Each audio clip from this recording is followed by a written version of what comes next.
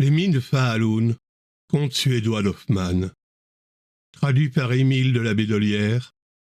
Partie 4 sur 5. Sur l'invitation de Pearson d'Aljou, les mineurs se rassemblèrent à un dîner festif. Ulla avait mis ses plus brillants atours, et elle était plus belle que jamais, de sorte que tous s'écriaient à chaque instant. « Ah, quelle jolie fiancée notre brave Élise Froubaum a méritée! Que le ciel les bénisse, tous deux, dans leur piété et leur vertu !» Sur la pâle figure d'Élise se peignait encore l'horreur de la nuit, et souvent il fixait devant lui des yeux hagards, étrangers à tout ce qui se passait autour de lui. « Qu'as-tu donc, mon Élise ?» demanda Ulla. Elle le pressa sur son cœur. « Oui, oui, dit-il, tu es véritablement à moi, maintenant tout va bien. » Au milieu de cette félicité, Élise croyait sentir parfois une main froide, comme la glace, s'enfoncer dans sa poitrine, et entendre une voix sombre lui dire « Es-tu bien au comble de tes vœux, après avoir obtenu Ulla? Pauvre insensé!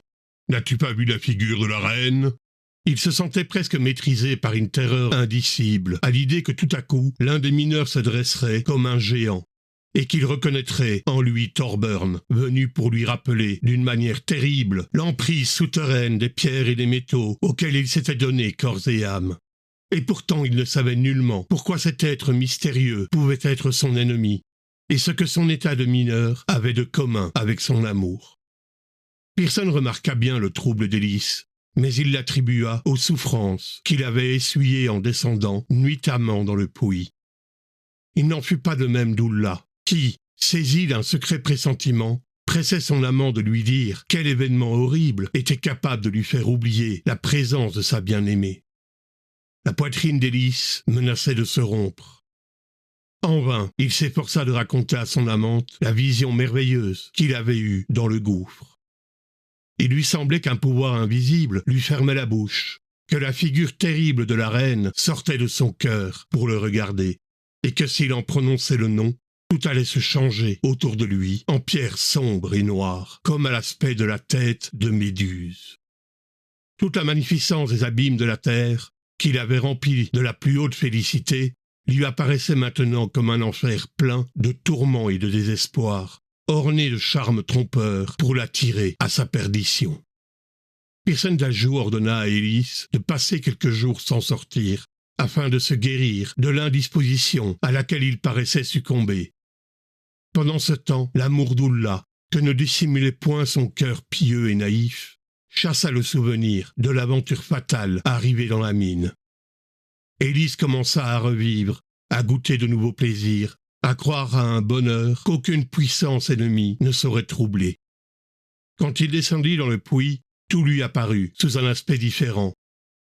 Les veines les plus riches étaient visibles à ses yeux, il redoubla de zèle dans son travail.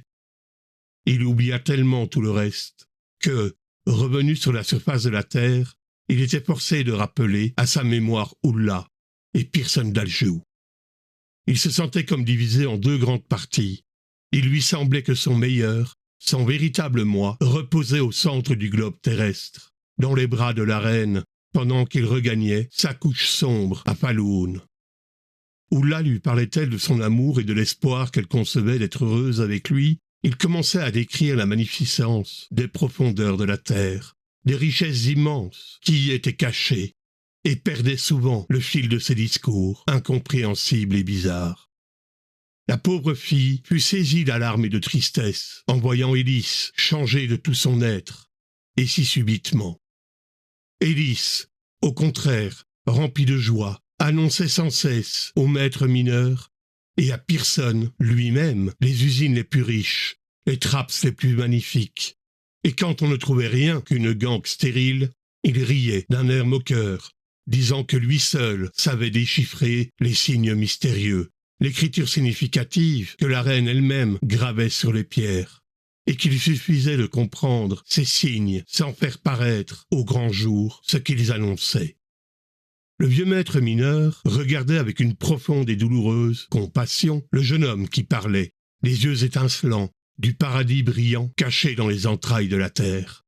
« Ah, maître, dit-il à l'oreille de Pearson d'Aljou, le vieux Thorburn a ensorcelé le pauvre jeune homme.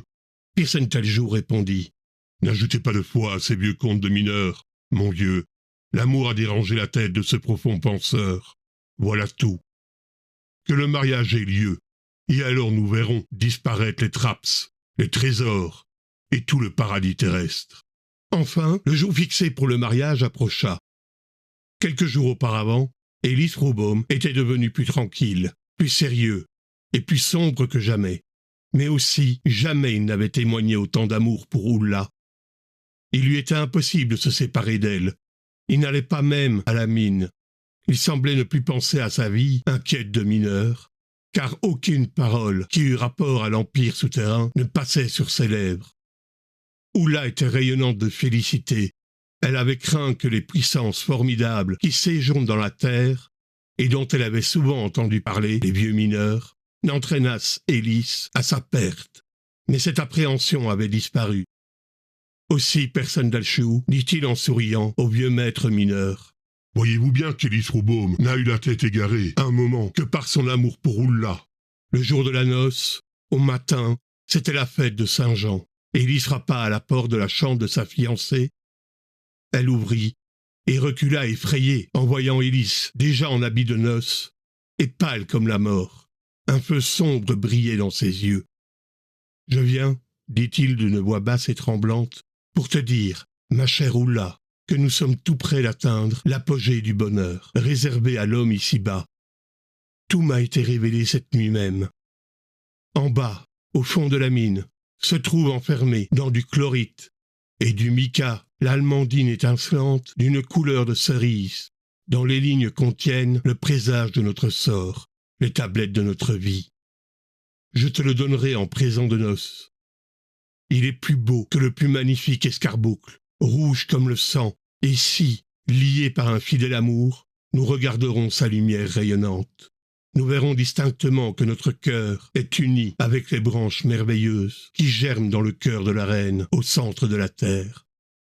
Il ne faut plus qu'aller chercher cette pierre, et c'est ce que je m'en vais faire tout à l'heure.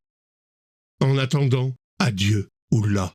Je serai bientôt de retour. » Ulla conjura son amant, avec des larmes brûlantes, de se désister de cette romanesque entreprise, parce qu'elle pressentait un grand malheur.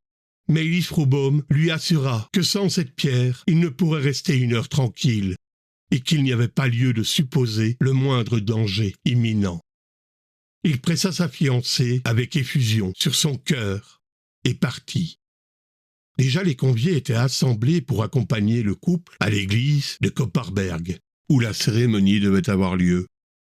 Toute une troupe de jeunes filles richement parées, qui, d'après la coutume du pays, devaient précéder la fiancée en qualité de demoiselle d'honneur, riaient et folâtraient autour d'Ulla.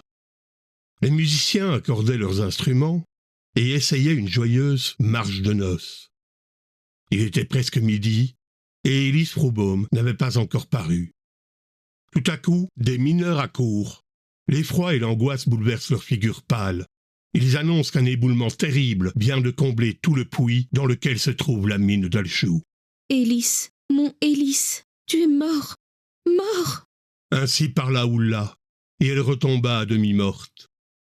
Pearson Daljou apprit alors du maître mineur qu'Ellis était descendu dans la grande bure de grand matin. Au reste, comme tous les ouvriers étaient invités à la noce, personne n'était à travailler dans le puits. Pearson Daljou et tous les mineurs se rendirent sur les lieux, mais toutes les recherches, même les plus hasardeuses, demeurèrent inutiles. Ellis Froboom ne fut pas retrouvé. C'était au reste un fait constaté que l'éboulement avait enseveli le malheureux sous une masse de pierres, et ainsi le deuil et la misère entrèrent dans la maison du brave Pearson Daljou, au moment même où il croyait se préparer du calme et du repos pour ses vieux jours. Abonne-toi, like, partage, commente